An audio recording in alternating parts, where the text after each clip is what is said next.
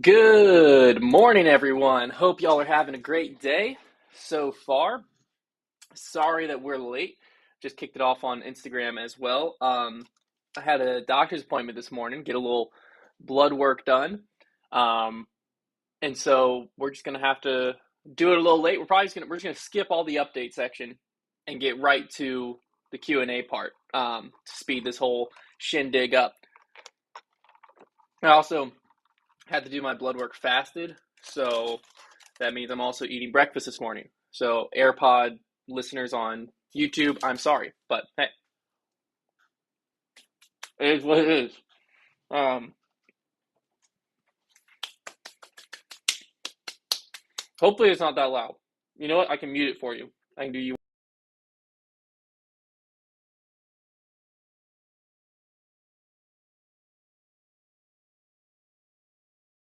All right. What's up, Big Hun? How's it going, Ollie Bros? I'll give y'all a brief update. We were just in Colorado, so tell you kind of how Colorado went, how much fun it was. Those videos are actually dropping today and Thursday. So 1-2. But we flew into Colorado Friday. We got in at 12. We went straight up to Wonderview mountain course at like 8,000 some feet of elevation, 8,500 feet. Played that. Then like got dinner and stuff in Colorado. Woke up the next morning, went to Beaver Ranch, which was like the number one course in Colorado. It was the course everyone told us we had to play. Played that against Joe Revere and Lucas Carmichael for a bogey bro battle, and then flew home. So really short trip, but Colorado was awesome. The mountains were sick. The views from the elevation were incredible, all that stuff. So it was a great, great trip. Ton of fun. And like I said, the first video of the monthly match will come out today. And then the bogey row battle, I think, is coming out Thursday. So yeah, a lot of fun. You and Lloyd Morgan said, what does the flag behind me say? I'll show Instagram first. It says prove yourself right. It's a BPN flag, Bear Performance Nutrition. Pause due to poor connection. Dang. Sorry, Instagram. Let me see if Instagram might be gone. I'll show YouTube too. There you go. There you go. Instagram, you're getting cooked right now. Let me switch off Wi-Fi. Let's try going just on 5G and see if that helps Instagram. Instagram, are we back? We might be back. Sorry. Got absolutely wrecked on Instagram. Adam Broussard said, can we talk about how negative comments are on Jomez stuff being uploaded 10 days after the event? Some real haters out there, even though it's free. I'm assuming this is in regards to the European Open, because that just got released on Jomez. I haven't read the comments, but I can understand. I mean, the tough part, so this is what the Disc Golf Network, the Disc Golf Pro Tour have to figure out, right? Is you have Jomez fans and post-production fans have been conditioned to where post-produced content is essentially live.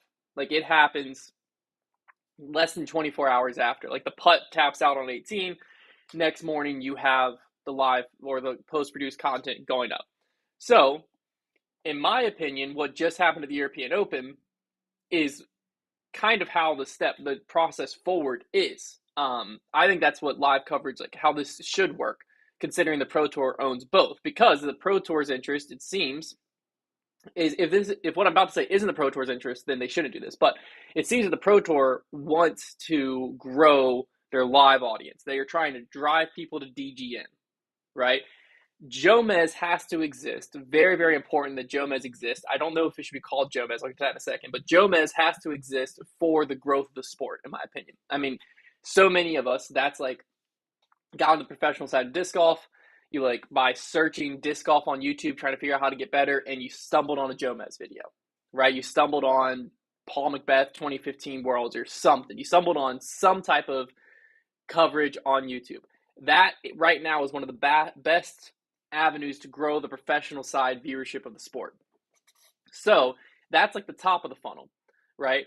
Then DGN, the live product right now, is behind a paywall. The only way that live product gets out from behind a paywall is if the numbers get so big that the advertising sales can make up for the subscription.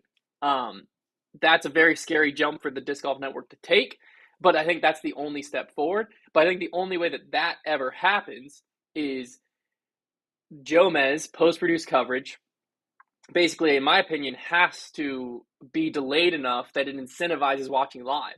Because a lot of people, like, I love watching it live because I want to experience the emotion as it happens. Like, I don't want to it be spoiled, which if I'm going to wait a day, it's going to be spoiled, especially like I'm a disc golf content creator. I'm on disc golf social media all the time. I'm going to see the results. But the idea of like, I can wait 12 hours and watch a more put together product in less time with a lot of times better commentary, why wouldn't you do that? Right? Well, the main reason you wouldn't do that is if you now have to wait 10 days to watch that.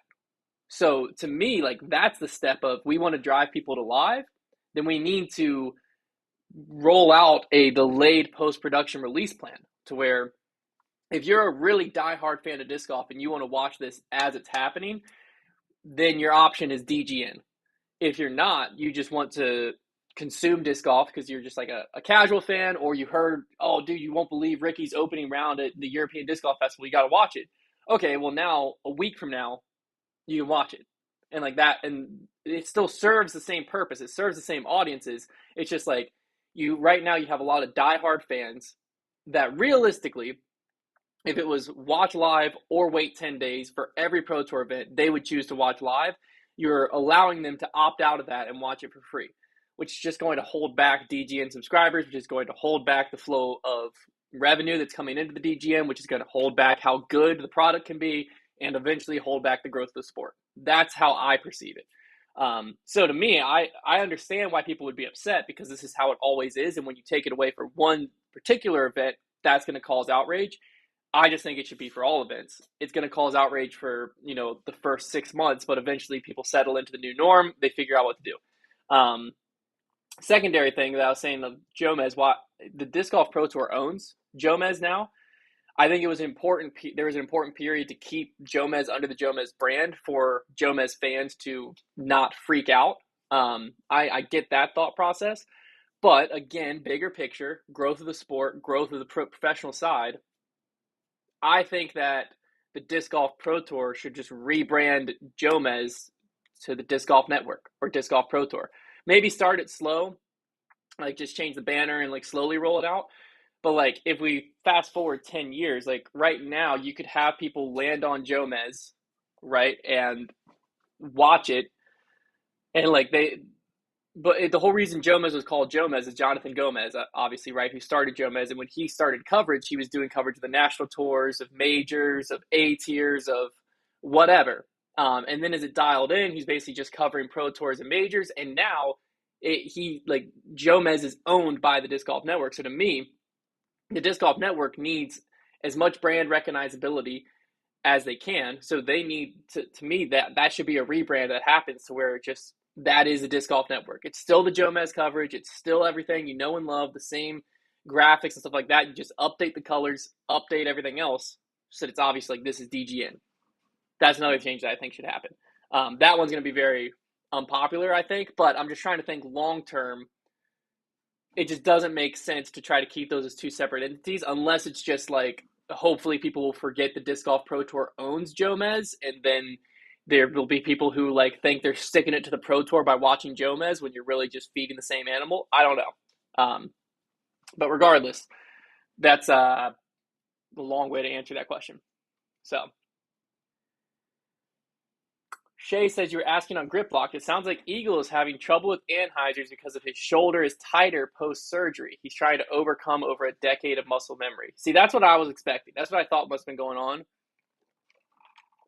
So realistically, if that's the case, we're probably not going to see Eagle in a good form until next season, because that's probably something that it's just going to take an off season to really work out and figure out, what to do. Either relearn Anheuser's or figure out what discs to throw that he could use to throw on Anheuser's, and now he has to learn how to throw that shot flat. So yeah. Drew said, just wanted to let you know that in the PDJ website it says 2025 Champions Cup will be in Athling, Georgia. Y'all keep seeing on Great Log be at the OTB course. It will be at the OTB course. So I don't know if you're the one that tweeted at me. Someone tweeted at me with that screenshot, and so I was like, that's interesting. So I went and like did some researching, and basically the article that says still has it at 2025 Champions Cup Athling, Georgia was the initial announcement article. But then there was a secondary update that happened, and the PDGA doesn't go back and update their old articles. There was a secondary update that happened that moved it to the OTB Open course. I think the plan is still for it eventually to come back to Athling, Georgia. I'll be happy when it does. And I still have hope that they'll change it away from the OTB Open course, not because there's anything against the OTB Open or Stockton, California, or any of the event out there I think is awesome. It just isn't a tight wooded course for a tight wooded major, which is what Champions Cup's whole identity has turned into over these first few years. Is like, why, like, that doesn't make any sense to me. So Todd Bouchard said, how are the Ace-thon videos? Are they still rolling in? Yeah, we're still getting people tagging them. You have one more day.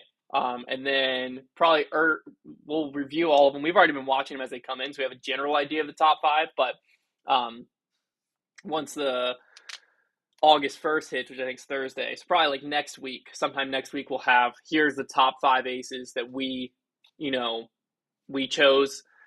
Vote on which one you think should win the grand prize, which is going to be awesome. I'm super excited about that.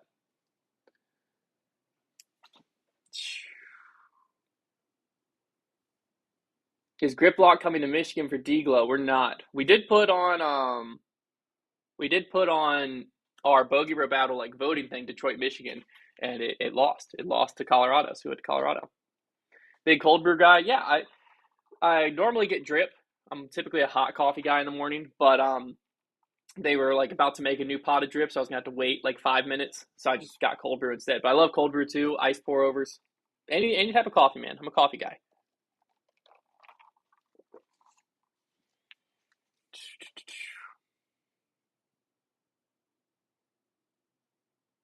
Let me see if I can get down and catch back up.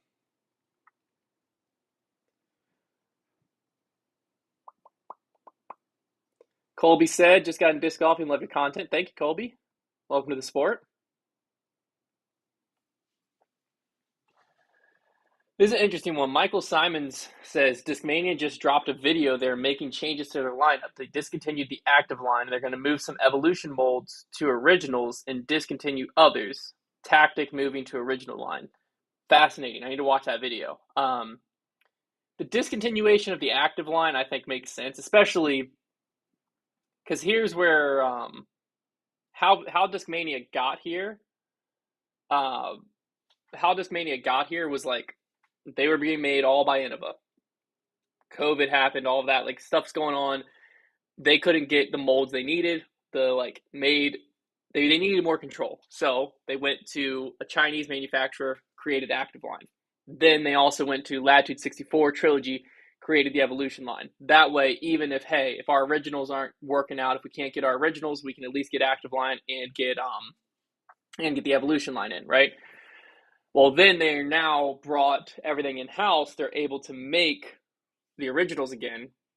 So then it just stands, and now they're under House of Discs. So in my mind, this is probably a move from House of Discs of like, hey, we want Discmania to be the originals because the evolution line is just adding farther confusion to Trilogy. And then the active line, I would imagine House of Discs is going to turn one of the brands, whether it be Westside or Dynamic, or someone's going to turn into their budget affordable brand. Maybe they'll spin off a new company. I don't know. I would imagine that's the move. And so they're trying to, this is all from the outside looking in.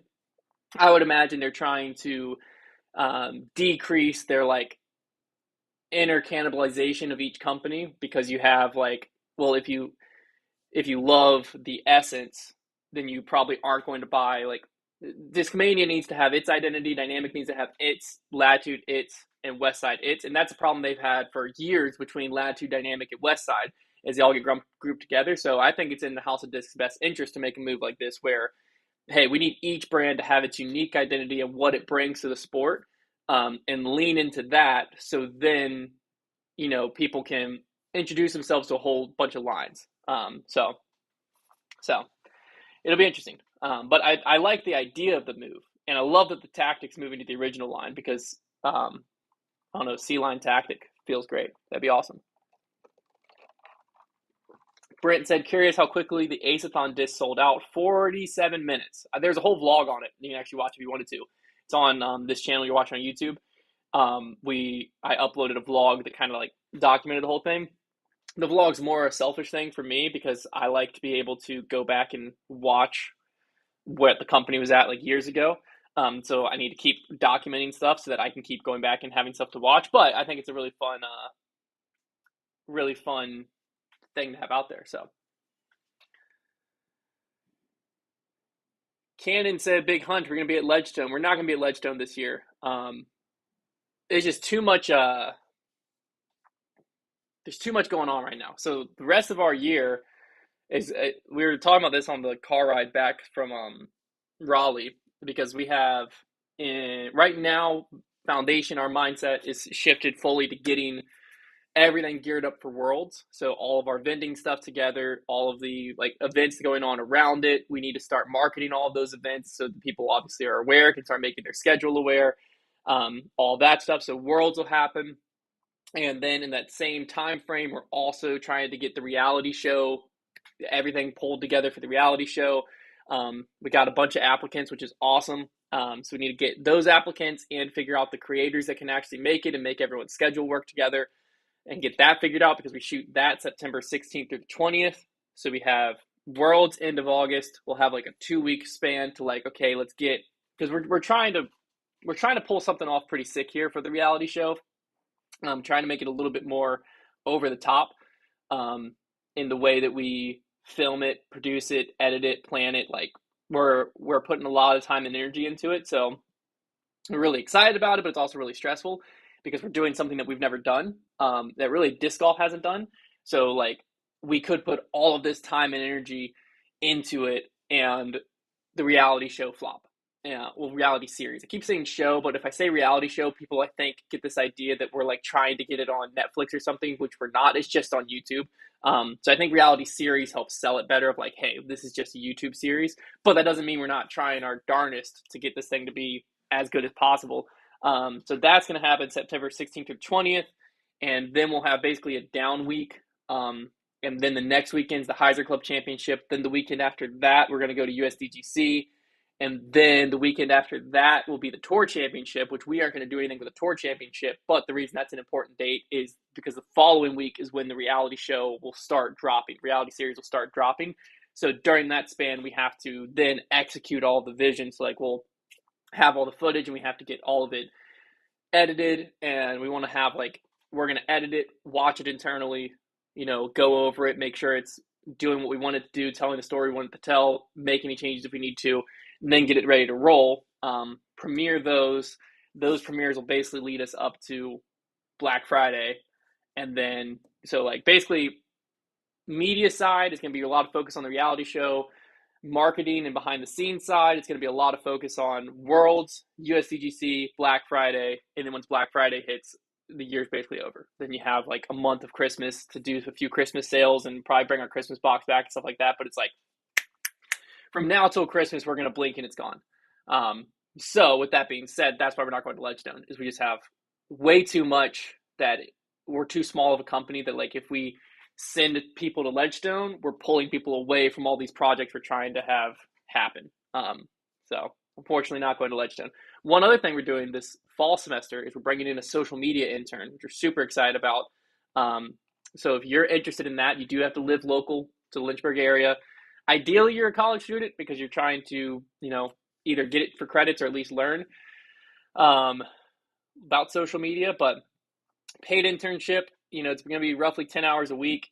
But yeah, you can find out more information if you go to like Liberty or Lynchburg College. You can find it on the Handshake, which is where like all the internships are. If you don't go to those schools, if you're still interested in the internship, you can just email hunter@foundationdiscs.com with like a resume and stuff, or can go over that. We've already got several rolling in today, so we're gonna try to get that person started in August. to take a lot of stuff off of Trevor's plate of like posting and marketing wise, so that we can free up Trevor's time to pursue these few other ideas that I'm not ready to talk about that we have. So all that to say, we're about to hit an extremely busy stretch. It's going to feel like we're getting drugged behind a truck for the next several months, but hey, we're ready for it. Ollie Bro says changing the colors and theme would destroy Jomez, I think. See, I don't know. It's just a tough question of the Jomez fandom versus disc golf fandom and how much brand awareness the Disc Golf Network and the Disc Golf Pro Tour is willing to continue to give to Jomez and continue to build Jomez when they could be doing that for themselves, because obviously they own both. So it's just like long term, does it make sense for 20 years from now to have Jomez be this massive thing and the Pro Tour and the Disc Golf Network be this massive thing and they still feel separate? Possibly. Or should they just be together? So to me, I think it just needs to come together personally, because I think that's the best for the Disc Golf Network and the Disc Golf Pro Tour. The only reason I think Jomez staying separate is a good idea is if their plan is to spin that off into like its own disc golf media company, that's like separate from the Pro Tour. But like right now, as it exists, pretty much the only content being made on there is content that could exist under the Disc Golf Network and the Disc Golf Pro Tour, like the putting games, the practice rounds, and then the coverage. Like all of that could easily exist under the Disc Golf Network. So I don't know why it doesn't.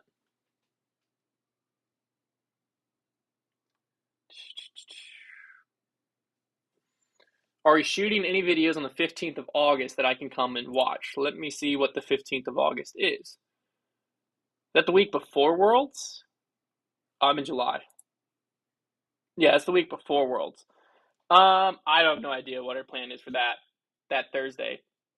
I do think we'll probably start posting about our Worlds schedule this upcoming week or so. But I think that video shoot wise, I believe Tuesday the 20th, so the day before World starts, I think we're going to try to do a like Bogey Bros versus the Nation type of event for people who have like come in town for the whole week of Worlds. So that would be something that not only can you come watch, but you can also be a part of. And then obviously Worlds will start Wednesday through Sunday, and we got all kinds of events. Something going on every night during all that, so.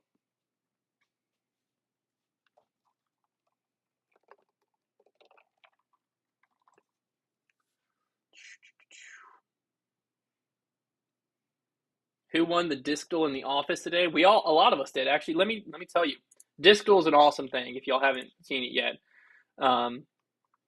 so far Nate got it on his third try. I got it on my fifth try. Trevor got it on his. Oh no, Trevor didn't get it. Dang, dude, that's tough, Trev. That's tough. He got all of the flight numbers and the manufacturer right on his fourth try, but didn't get the disc right. Kyle got it 1, 2, 3, 4, 5 on his sixth try. Kyle got it on his last try. So that's everyone who's done it so far today. Only person that's lost it and posted is Trevor. But yeah.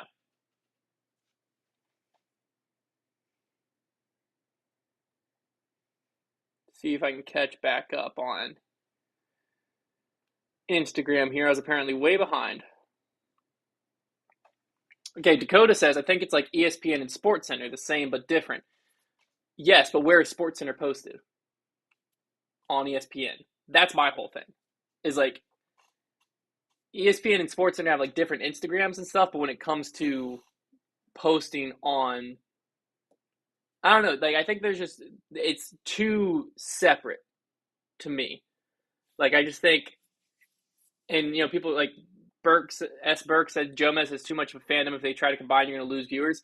Yes, that is going to happen. But my thought process is, if that is the plan, it's only going to get harder to do. Like if they're like, one day we want everything to just be under the Disc Golf Network, every day you wait makes it where the Jomez fandom grows bigger and bigger, and it's going to be harder and harder and harder to do, and you're going to be sacrificing more and more and more views, or just do it now. That's how I've always thought about it. Will said the camera's randomly blinking. Is that his camera or me? It's the camera. I don't know what's going on with it. Oh, Todd said no blinking. It's blinking on my end. So, not like blinking, it just kind of like flickers every once in a while. I don't know why it does that, but it does. So, sorry. Cortland said, Hunter, watching with my 1 month old, sipping on some manatee coffee roasted in Florida. Also, just got a glitch. I can't keep it from flipping over crazy. What's the secret to throwing it well? I would say, I mean, if you aren't throwing it, fan grip, I would definitely start there. Um, Fan grip, like try to reduce the spin, because like if you really grip on it, that's when a lot of times, like if you power grip it and really try to snap it, that's when a lot of times you can get to flip. So I would just try, another thing that you could be doing is it could be revealing issues in your form. You could be, first off, look at this zone I found in our U section. How funny is that? Is that not legendary? What a great stamp. So that's going in the bag. But one thing that the glitch and discs like it are good for is it'll kind of reveal your form issues. So like you could be throwing, and the last thing you could be doing is telling the disc to flip. So you could be like last second rolling your wrist a little bit, and then it's telling it, even though it comes out on this angle, it's like getting pulled up. So as it comes out, the last thing the disc is learning is going up. So this outer rim has momentum to come up, which then will cause it to keep flipping. Even though it came out on this angle, it started on this angle and like flipped to there as you released it, and that momentum will carry it over. That could also be something. But a lot of times it's just that you're gripping it and really spinning it, and like it's just revealing the understability. So I would try fan gripping, spreading your fingers out on the bottom, throwing it for more touchy shots, and then seeing how it works there. So. Final challenge of the reality show: get Brody to concede an argument about sports or make him say something nice about the PDGA. That's funny. I don't know if Brody will be on it. We're filming it the week of GMC, so we're gonna see if it all lines up or not. Hopefully, it will.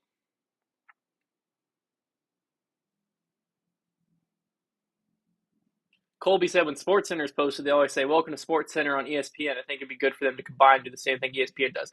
Yeah, so I think, again, step process in my head, this is all, again, assuming that the Pro Tour's eventual goal is to bring Jomez as just like, this is the Disc Golf Pro Tour, this is the Disc Golf Network coverage type thing. If that is the goal, then I think it needs to start now with like Jomez, like coverage the Disc Golf Network presented by Jomez or something like that, like on the Jomez thing, to where the Disc Golf Network slowly becomes the bigger brand you see. And then like the banner of the YouTube can start with like Jomez times DGN.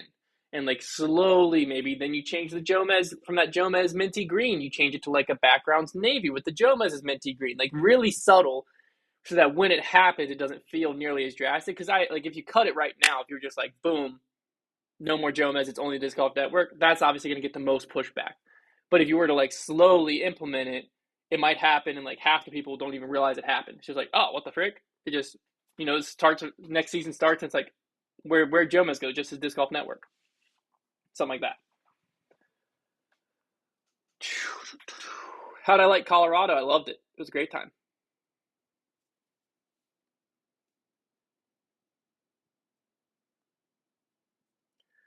You have to do it when the sport can survive them combining. Right now, we're too new to get rid of a YouTube account that has over 100,000 subscribers. No, we're not getting rid of the YouTube account. We're changing just the name of the Jomez YouTube account to Disc Golf Network. Nothing else changes. The coverage is still the same. Obviously it's still going to be in the algorithm the same. The only other thing that should change is the thumbnails, but whether that stays Jomez or is the Disc Golf Network, the thumbnails have to change because the thumbnails are killing them right now. It's just brutal. It's like YouTube 101. They like took that class and said we're going to do everything opposite in the thumbnail. I think it's solely because they don't want it to spoil for people, but like to me, the existence of Jomez is less about serving the current diehard disc golf fan and more about finding the disc golf fan of tomorrow. That's what Jomez exists for me in my head, right? It's like Jomez is putting that stuff out so that people can find it on YouTube. So therefore, it needs to be curated to be found on YouTube. Right now, the graphics, like they'd make a sick t-shirt, but that's not what a YouTube thumbnail's for. Like, it's got to have a face in it, a recognizable face. The first words realistically in the title should be the people on the card, especially if you have a Calvin Heimberg or a Ricky Wysocki. Like, that's what people are searching for a lot of times. And then at the end, you can have the, you know, the preserve round one front nine type thing. And like round one front nine should be on the thumbnail so that people know what they're clicking on. But like, you got to have a face. You got to have a face. If not, it just gets lost in the sea of thumbnails to where if I'm not a disc golfer or I'm a casual disc golfer and it just says the Preserve Championship on it, 9 times out of 10, I have no idea that's disc golf. So that doesn't make any sense to me. It just doesn't. So regardless, thumbnail has to change. But the Jomez's YouTube channel wouldn't change. They also have 400 some thousand subscribers, I think, but it would just shift the title of it to the Disc Golf Network, and then everything else would keep going. So,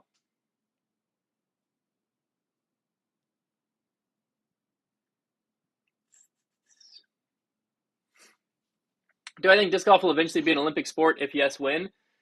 I don't know. I think disc golfers, we get really caught up on it as if disc golf becoming an Olympic sport is like the thing that will push us over the edge. But like, there's a lot of Olympic sports you don't see anyone playing. There's also a lot of Olympic sports that get zero TV coverage. So like, I'm not saying it wouldn't be big for the sport. It'd be really cool for like, to be able to send, you know, Paul and Simon and like guys over and they can go win gold medals for their countries. Like, yeah, that would be awesome. Like, don't get me wrong. That'd be very, very sick. But I think disc golfers, sometimes we get caught up on like, if disc golf could just get in the Olympics, then boom, that would take us to the next level. I don't necessarily think that's the case. Like, I think it would hurt popularity? No, not at all, obviously. But I think people sometimes get caught up on this idea every time the Olympics rolls around of like, it's killing us that we're not in the Olympics. And I'm like, but would there even be TV coverage of it? Like, will we even get more exposure? Like, somewhat, yes, obviously. But I don't think it would be like COVID was the boom. COVID was the thing that everyone thought the Olympics would be. Of like, COVID was that happened. The disc golf courses were packed, all of that. And to be honest with you, in my opinion, a lot of disc golf companies fumbled the bag. I think that, the Disc Golf Network and the Disc Golf Pro Tour had this influx of new players, this influx of interest, this influx of money. And I think a lot of the money went to the wrong places. Instead of going to marketing to expand that reach, keep people interested in the sport, drive the funnel to where people were becoming members, playing in tournaments, all that stuff. I think a lot of the money just went into, new custom runs of discs, paying players a ton of money and stuff like that. And then the people that came in went out. And obviously the sport's bigger today than it was back then, and the sport is still growing, but not at the rate it could have been. So Laura said, thanks for the running tip 2 weeks ago. I got a Garmin, have been running slower but farther. More tips to increase distance. That's great. Now that you've bought in and monitoring your heart rate with the Garmin, it's just repetition and building that aerobic base. Increasing distance, you typically don't want to increase distance more than 10% per week. That is mainly like, you could do that. Like, you could increase more than 10%, but you open yourself up for risk of injury and stuff like that. But if you just like slowly build and slowly climb by 10% per week, that your body will be able to handle that 10% increase. And then, you'll be able to increase how far you're running. But at this point, when you're first starting, I wouldn't worry about pace at all. I wouldn't even really worry about distance. I would make it a lot of time goals, because like, if you make it distance goals, you can sometimes get discouraged. Like, oh my gosh, I wanted to run 5 miles and it took me an hour and a half or something. I don't know. But if you're like, hey, my next goal is right now, maybe I'm run walking and I want to be able to run for 10 minutes for every 1 minute I walk. Well, that's a great goal.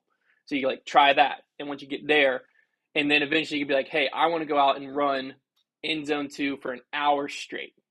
And like, it all depends on terrain. Cause like for me, I still, when I'm doing my easy runs, my zone 2 work, I still walk, mainly because there's hills around here. And like, if I leave my house at like 0.6 miles in, I hit this massive incline, and for me to run up it without my heart rate going up, I'd have to run like a 15-minute pace. So I just run until my heart rate gets up, walk the rest of the hill, jog down, and there's nothing wrong with that.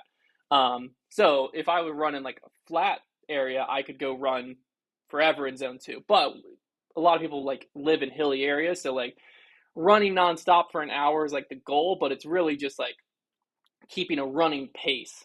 Because like if I go run nonstop for 2 hours right now in zone two, my pace will probably be like 10:30 to 11 minutes, maybe somewhere in there. I don't know exactly what it'd be, but it'd be somewhere in there. And like that's a really good goal for me. Like that's a really good thing for me to work on. So I would focus on time on feet versus mileage right now. So because it's really good goals to have. Like I want to run 6 miles, but it could be more encouraging just to be like, I want to go out and run for 30 minutes this week without stopping. Oh, I just did it. Sick. Let's increase that to 40 minutes. Let's increase that to and next thing you know, you'll look at your watch and be like, I just ran 6 miles, you know?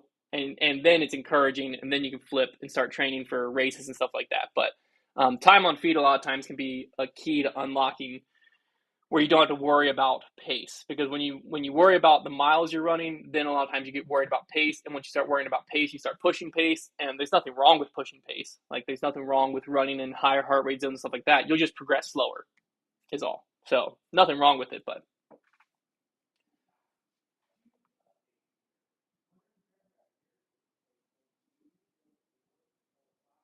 will Eagles Crossing ever make it on tour? I don't think so. Not because it's not good enough, but I think from what I understand, what I heard was they don't want to have advertising on the course, and I think that makes it basically impossible. So our man 317 said, I agree with that about the Olympics. What do you think would push disc golf into another boom? Realistically, I think it would probably be similar to what happened with pickleball, where you had really popular people playing and investing in the sport. Um, Again, I think we missed our biggest, easiest opportunity for that. But nowadays, I think we just have to capitalize on like when we're how we're marketing and what we're focusing on with our marketing to get as many people out on the course as possible. Like I think that what like Edge Disc Golf does with where they go into schools and teach kids how to play, I think that's awesome. That's a very long term play. I think having more one big thing I would do, I disagree with how the disc golf is currently doing it, is if I were the disc golf pro tour, I would sacrifice revenue for exposure. So I would, what I'm saying with that is, when a disc golf tournament's going to Nashville, right, the Music City Open, I would lower ticket prices to like $5 for a day pass, like general admissions, like $5, or even make it free. I'd make it really low, and I'd put marketing dollars into, you know, doing giveaways on local radio stations, going into schools and, doing I would send a team of like 3 people like a few weeks ahead and being like, hey, in 3 weeks, the Disc Golf Pro Tour is coming to Nashville. I'd be going into local schools and doing like, hey, can I teach a PE class about disc golf? And then at the end, I'm going to give away 5 tickets for you and your family to come to the Pro Tour event. And like just get people, because if you watch disc golf, even if you've never watched it before, it's very entertaining.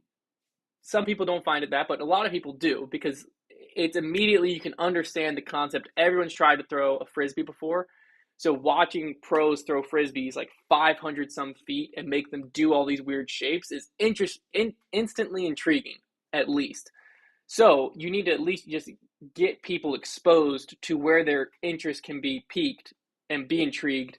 And then the revenue generation for the Pro Tour is now you're getting all these people to come to this Disc Golf Pro Tour event. And let's say that 2% of them convert to DGN subscribers. That's your goal there, right? So it's like, okay, instead of let's sell 500 tickets for $30 a day, it's how can we sell 3,000 tickets, right? Like that's what we want. We want this place packed. That's where I think we should be going. But I think what could cause another boom is like if Steph Curry started playing disc golf, obviously that would get a lot of people interested, right? Like if the right people picked up the sport, that would cause a boom. But you can't really predict that or make it happen. So, all right, we're gonna go with like 2 more questions. and we're going to wrap it up. As Berg said, can we do a few instruction videos on form or distance like we used to? We've got some plans. We got some stuff in the works, coaching, instruction-wise. So we'll figure that out. We will eventually have some more stuff. Yes.